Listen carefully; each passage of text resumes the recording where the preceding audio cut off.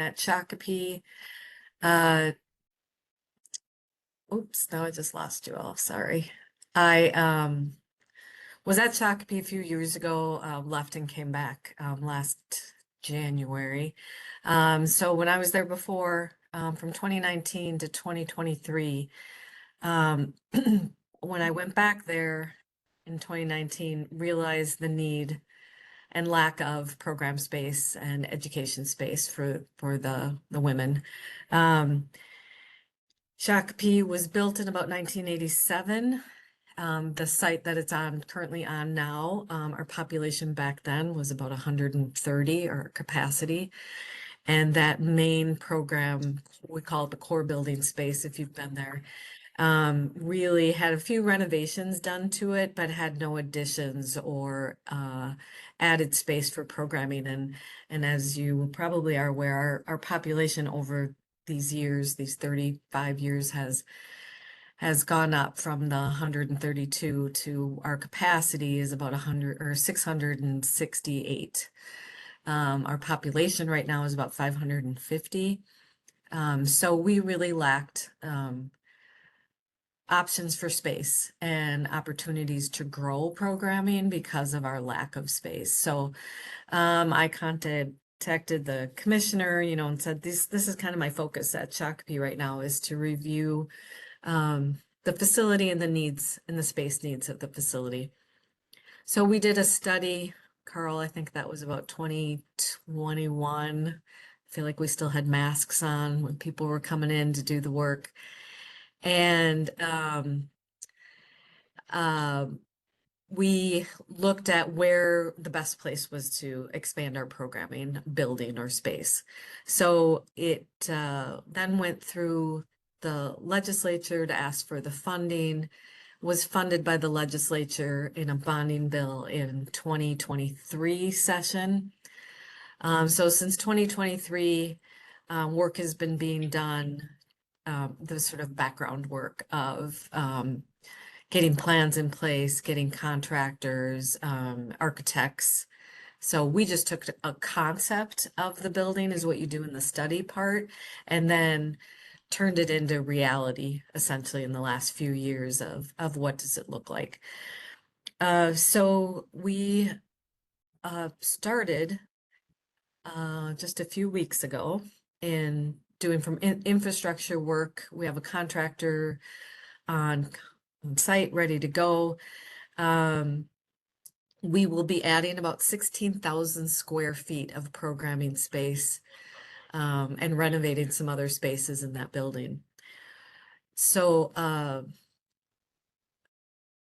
we looked at our needs, looked at what was about its best utilization of the land. Shakopee does not have a lot of land. We are essentially landlocked because of the location in a neighborhood.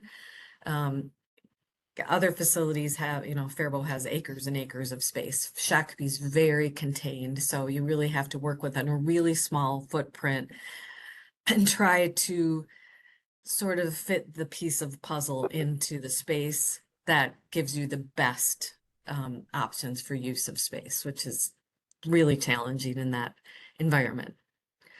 So I'll pull up, maybe Don, if you want to pull up, I'll show you the renditions, unless anybody has any questions about the process so far. I can speak a little more on Okay, the thanks. appropriation and on. So 2023 did bring us an appropriation of a little over 18 million for this expansion at Shakopee. As you remember, 2023 was a massive capital bill, a little over $2 billion, 2.2 or $2.1 billion in that capital bill. So what they did with such a large capital bill is it really bottlenecked a lot of these projects within the state. Department of Admin, Real Estate and Construction just got overloaded with projects. So we hopped in the queue with many other agencies and many other projects, and we started battling our way through. So that way we got an appropriation later in August 2023, jumped in the queue. Many pieces to a project this size. When the design is over $500,000, we got to go through a state designer selection board. a whole new process for me, and me being new to this position, I had to go through the appointed process to cast a vote for corrections on that. That took a little time. Our construction approach is a construction manager at risk. So we had another RFP to bring on a construction manager during the design. There's a requirement for construction auditors that comes in during the design phase. We got a lot of direct contracts with geotechnical special inspections, commissioning agents that come on during the design. So many, many moving pieces, many separate contracts to get into this design phase. And then design alone was over a year, about 15 months long in design. Um, Fast forward to where we're at right now, we've got Adolph and Peterson is our general contractor, our contractor construction manager at risk for the project. They've mobilized to the site, uh, starting some pre-construction activities such as the fence changes and some different security needs. And we're right there ready to start utilities pending the permit issuance. So permit review and issuance took longer. Everything about this project has just taken us a little longer, but we're right there, right at groundbreaking, ready to start. So that's a little history from 2023 till current. Thanks, Carl. So, if you can see in this depiction, the gray portion of the building is the existing structure. The colored parts are either addition or renovation. So, I think if it's big enough that people can see um, the library will be moved and renovated. It's not part of the addition, but it'll end up, thank you, perfect. It'll end up in a bigger space. If you are familiar with Shakopee, that is the current children's room and group room that we use for routine group activities and volunteer activities. That's going to be renovated to become our library. So that's being moved there. I'm just going to go up from there, Don. So next to the library above it is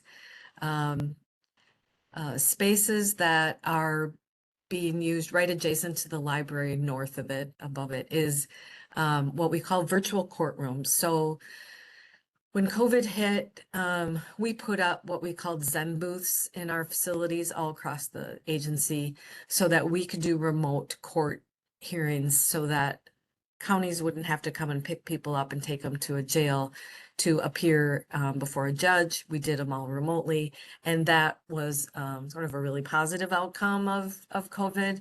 And now we've turned them into, they're used much more often. So we're creating a more permanent space than the booths that we had installed. We're also able to do, if they have child protection cases or sometimes attorney meetings, and that way the people, the attorney doesn't need to come in the facility if they can complete their business without coming in and they prefer that. It helps them also with time and travel and things like that, that they can have a IP go into a room, log into a Zoom meeting, and then meet with their attorney or be part of a hearing. And then above that is what will be renovated space for a parent children. So our children's room, parent children's space. So that I expect will be used for our parenting programs, our doula programs, anything that our parenting coordinator wants to provide in that space. It'll have lots of toys and tables if they're going to do maybe crafts or some things together with their moms when they do the children visits when they come for the day, and then will be used for other opportunities for programming. And then next to that in purple is will be the chapel. So that's currently our library, and we're renovating that to be the chapel. It is a beautiful space. Right now in the library, it has these beautiful very, very, I don't even know how high, probably 12, 14-foot tall ceilings with very tall windows. It's a very nice space, and I think it'll be great to to have as our chapel space. Our current chapel space, again, was only built for when we had 130 IPs, and so it was very small. You could fit, comfortably, maybe 15 to 20 people in there. This new space should fit about 70 just in chairs, if that's what we're doing. So that's going to be a great space. Next to that, in kind of a bluish gray, is a multi-purpose room. So again, we'll be able to do volunteer programming. If we need bigger spaces for people to meet with IPs or even staff spaces for meetings, it'll be real multi-purpose. And then next to that is another classroom. I think we have that designated as a higher ed classroom right now. Some of these things will sort of shift as we get the space and figure out really how we're going to use it. But and then down below that, down across from that, oh yeah, just go ahead. Sorry, go right next to it in the kind of orange. Our office suite for offices for staff.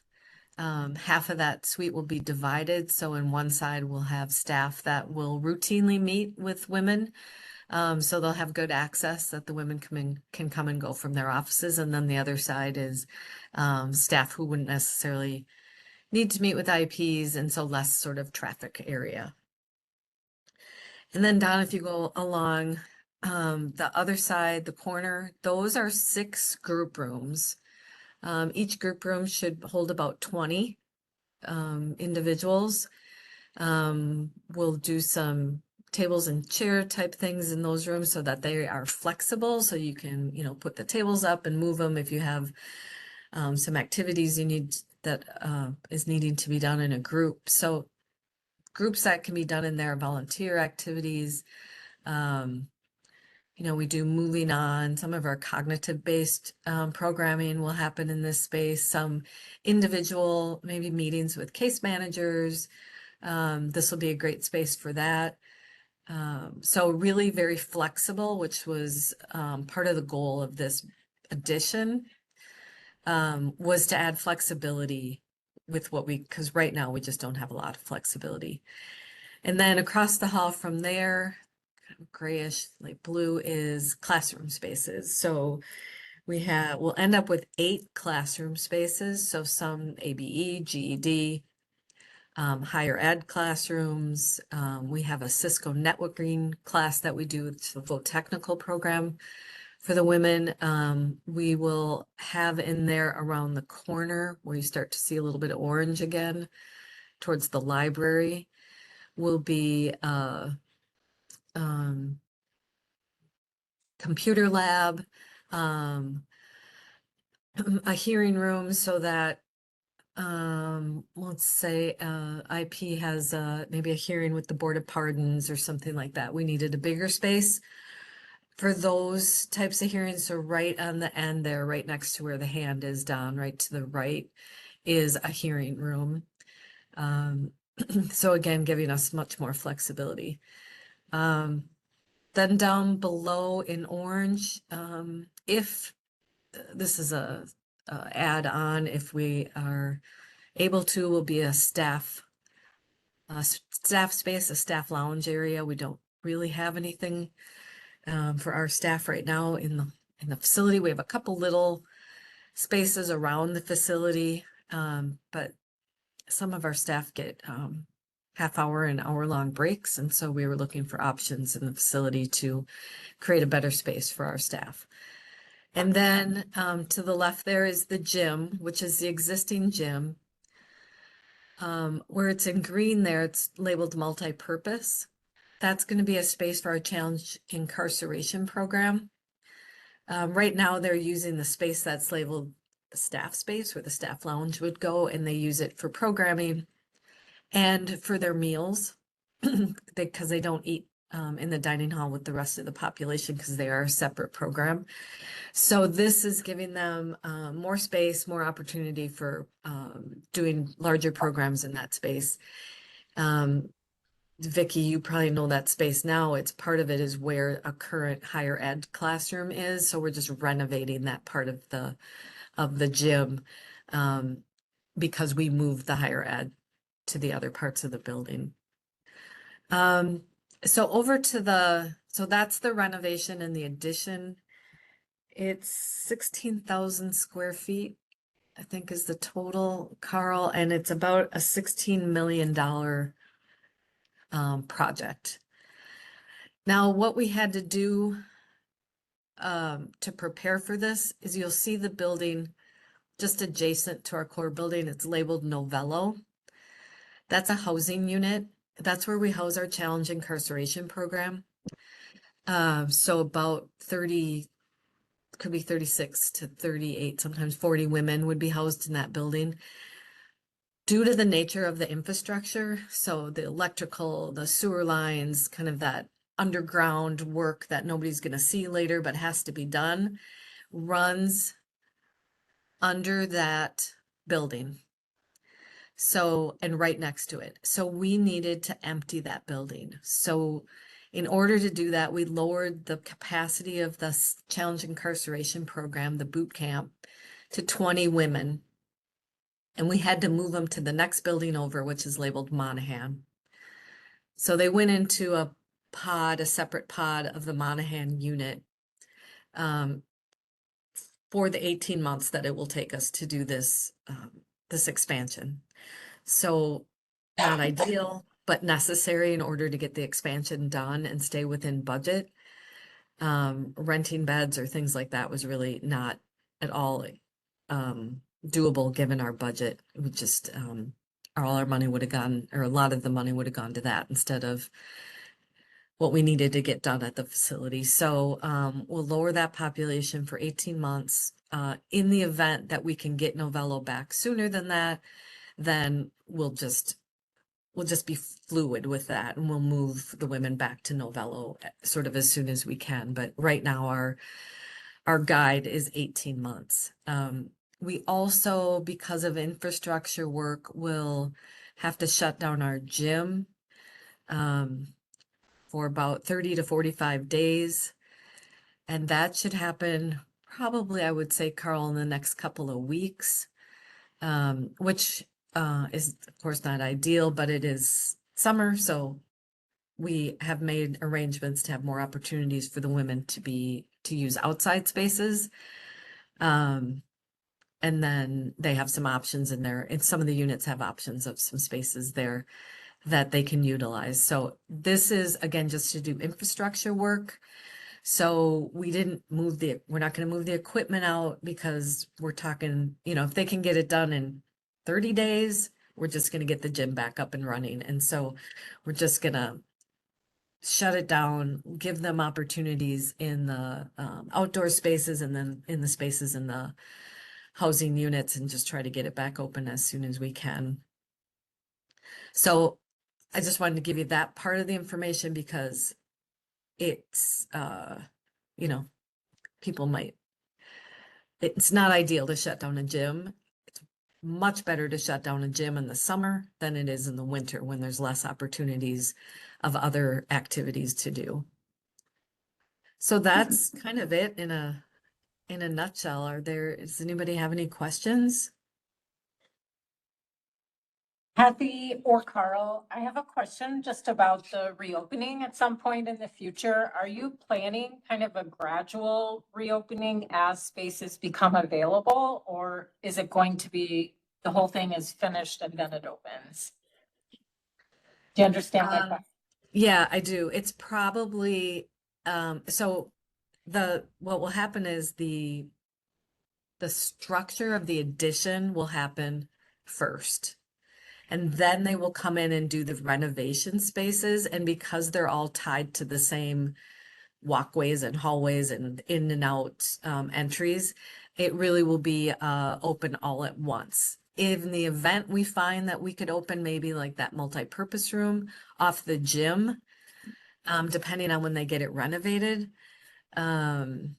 we maybe could do that. But yeah, otherwise, because we'll need to set up, our officers working in the building, getting our staff moved over, because our staff right now, we had to find every inch and nook and cranny for people to office out of, because we lost all of our office space due to the renovation and construction in that building.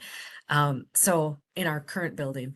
So I think it's gonna end up being just a all-in-one. Now it's open.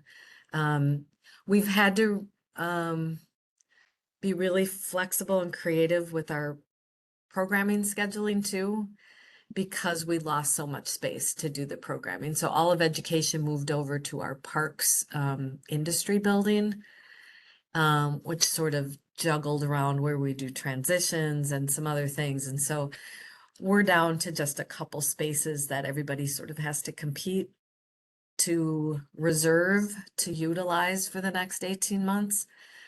And so staff are being very creative to keep things running. I would say what we're looking at is, let's say, if we have a group that comes in, 4 times a month, once a week, because of having to utilize only a few spaces right now, we are asking those groups to come in less, not cancel them or not do them, but do things maybe once or twice a month rather than 4 times a month, because we're just competing all for the same spaces. So we're trying to manage things and keep things going and not have a time where we shut things down, except the gym, of course, but it's just getting it'll be tricky with our space needs. So we'll open up our parks building one evening during the week so that we can help alleviate some of the pressure on other spaces so that we can have some evening programming consistently. And I want to mention too, it's really kind of a moving, it's kind of a live animal, right? Managing this whole deal. Because at the same time we talk about this whole programming expansion, as we talk through this 18 months of construction, we got other parallel projects running as well. We've got a security upgrade project that's going to be kicking off towards the end of this programming expansion, impact across the entire facility with that. We've got underground fuel tank upgrades. We've got kitchen flooring upgrades. We've got AC and mechanical replacements due to end of life and emergency failures. So all of these other items, and honestly, next week is going to bring another emergency for Shakopee. That's the nature of how we operate. When we're so far behind in deferred maintenance, it's emergencies all the time. So next week's going to bring something new, and we continue to manage that in conjunction with this bigger project. So those impacts move, and we continuously adjust programming space and everything to make it work. And I also wanted to mention, we talked a little bit about turning this over at the end. There's another component that we have not fully addressed yet. It's coming up later this fall, but we got to have an operating adjustment for FTEs to optimize and run this programming expansion at full capacity and optimal.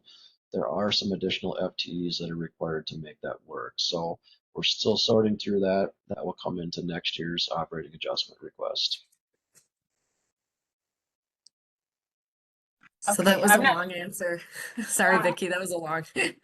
No, FTEs means something at the university, but I'm thinking it probably doesn't mean the same thing here. So can you just It's tell me?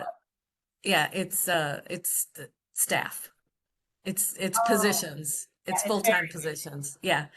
I need staff to manage this building. So they give you, and this is not unusual, you get bonding money to build or renovate or do an addition or something, but you don't. The staff to operate the space is not built into the bonding money. The bonding money is just for construction and building needs and infrastructure needs, and then the staffing I have to ask for separately. So which is we struggle with our staffing right now. So to add 16,000 square feet, staffing is going to be essential. We won't need more teachers. We're just taking spaces that we were using all over the facility and putting it into one space. So we don't need necessarily at this point, our space is just kind of all coming together. But we need more officers in order to manage the space. Other questions, anyone about the project? Hi, my name's Keela Marie, and just a quick question. I think this all sounds really amazing. But one of the things I didn't really hear, and I'm wondering, is how are the women feeling about this? The people who are being most impacted. It's great for in the future, but like in the next 18 months, like are there, how is the mood, and are there, accommodations kind of being made on your behalf or the staff's behalf for, what could be, tighter quarters, tighter spaces, lack of being able to really get, exercise in some of their normal spots, whatever it might be, and not having that normal daily routine that, maybe some were accustomed to. Like, are there accommodations for, hey, this could be potentially difficult on some of the women? What do we do if there are tempers flaring, that kind of thing?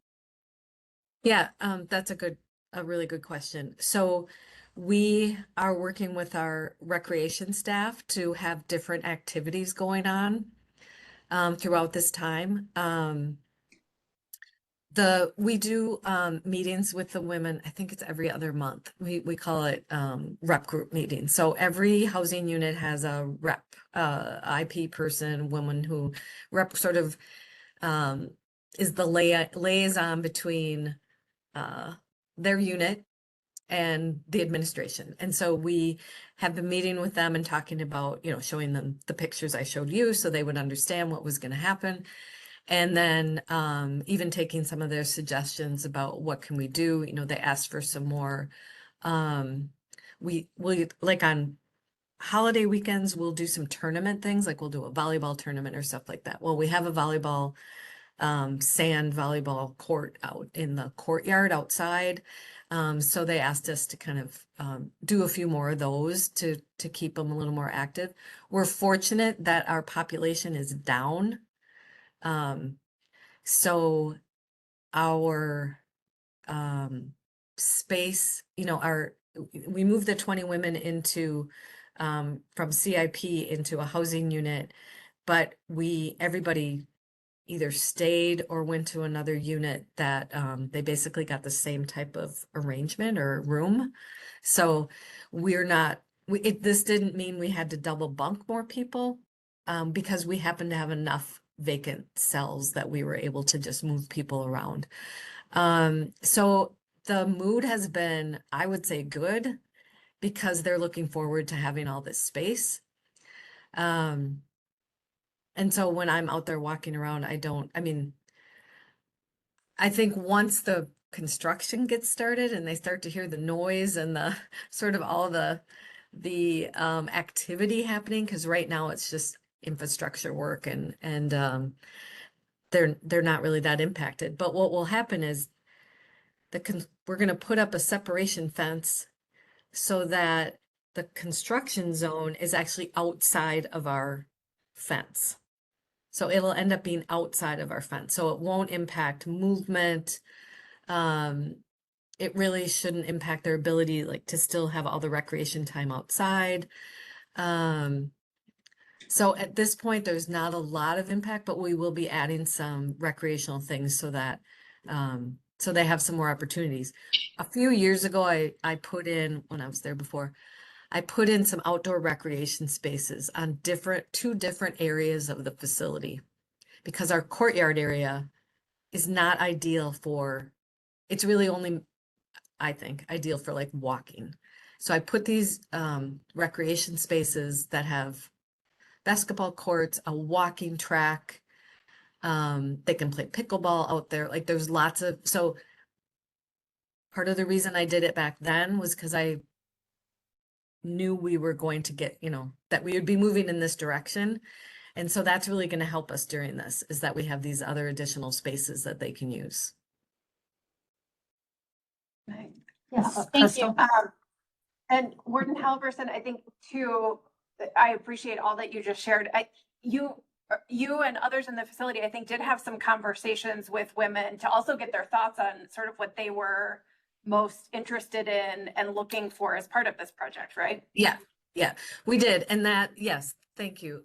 That was, so there's so much that happens when you're doing construction. So that was probably in 2022. before we were even, once when we were in the design phase, when we were just looking for things. So we did, our parenting coordinator met with a group to talk about what do you want in a, parenting children space. Yeah, and we talked to them about the library. The women are, I mean, they love the library. Like during COVID, when we couldn't bring them all over to the library, our librarian did a mobile library and had mobile drop off. It was amazing, and the women loved it. She would do like book club, but they just would do it a little differently because of COVID. And so she's going to do more book clubs during this because we have to shut down the library. So she's going back to a mobile library mode.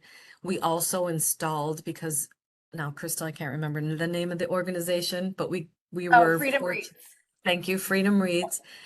Installed these beautiful bookcases that are just filled with books in the housing units, which is perfect timing. And our librarian continues to work with them, and so she'll be doing book clubs. She also does a garden club that won't be impacted at all. And she takes them out once or twice a week, and they have a huge garden. They bring some of that food into food service, and then they literally get to see. They went and showed me the first time this summer that they were able to have a salad from the garden. So she does a phenomenal job of things like that. So that's where we tend to get to. She's a great conduit for, hey, they want to look at this or that, or they want to have another one of these events. And so we'll be able to do those things throughout this construction. Thank you. I appreciate that. Thank you. Yeah. Other questions?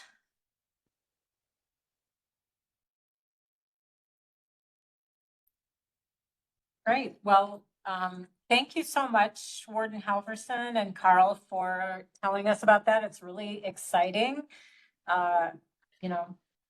Future for Shakopee and the programming there. It's going to be really great. Right. Yeah. So, Great. Thank you so much. Thanks for having us. Thank you for being here. yeah, thank Yep. you. Thank you for all your work. Okay. Maybe Linda can ask her question and I can follow up. Oh, you had another No, question? Linda had just raised her hand. Oh, I'm sorry, Linda. I didn't see you. Carl still. Oh, I was, have a question. well, I was wondering if they had any special programming for Native Americans. Oh, I can address that. okay, yeah, there you go. Program. I can address that. We're working with Wendy Spry and and I'm not sure exactly which unit, the specific name that she is, but she is our American Indian liaison with tribes, tribal liaison. And so we've been working with her. There's a group of us developing some reentry programming for the probably 25% of our population now to make that available for them. That should be coming online here in within a couple of months. There's some specific cultural elements in those.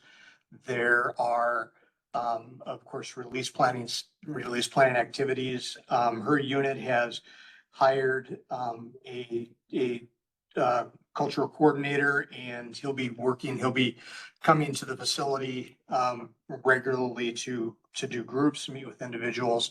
So yeah, we're excited about that. This has been kind of maybe a year or more in the works to get this kind of thing going. So yes, we will make space for them and work hard to figure that out. So Thank you very much. All right. So I saw Nikki. Yeah, Nikki, you're here. Do you want to give us an update on the conference planning? Yes, I can. Just know that things are moving along. I see Maya here. Maya, I don't believe we had anything to bring to the group this month.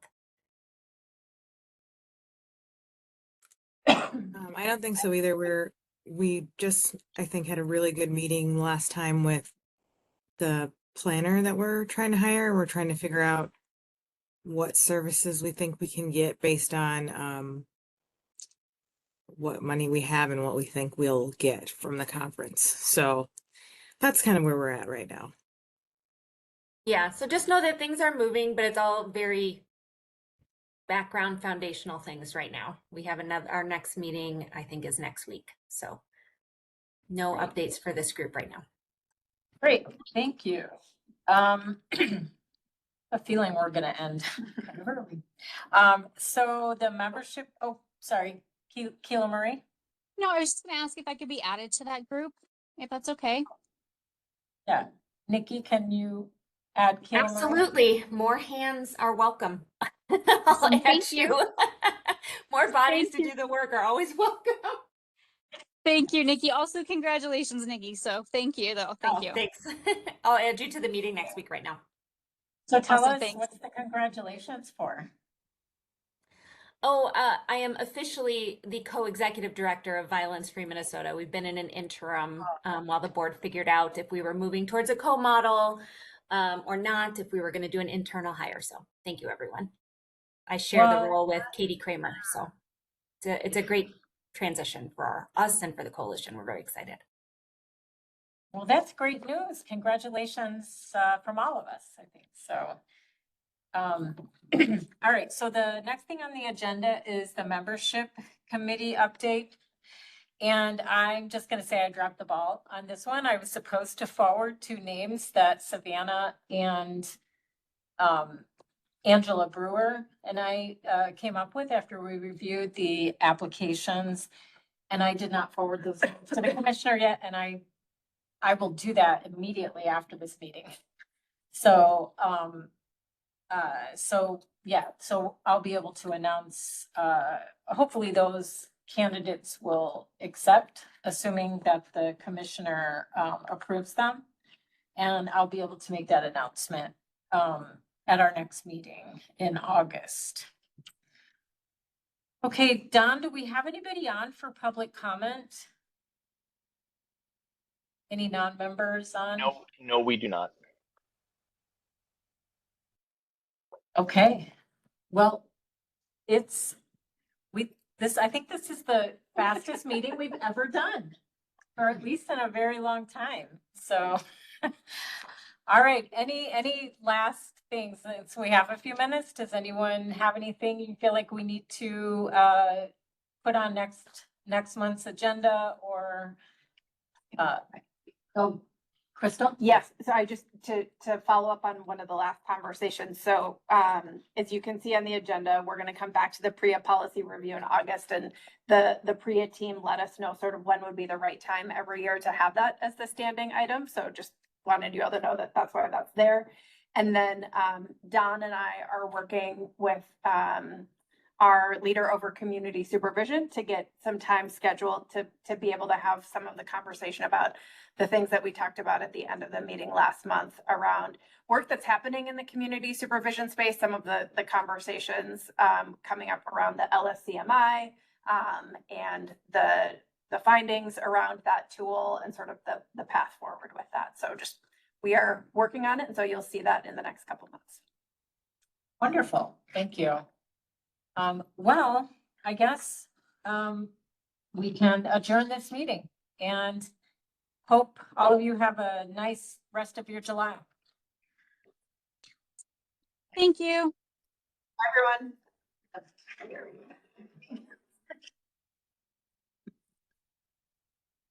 Vicky, is there anything else you need of me? No,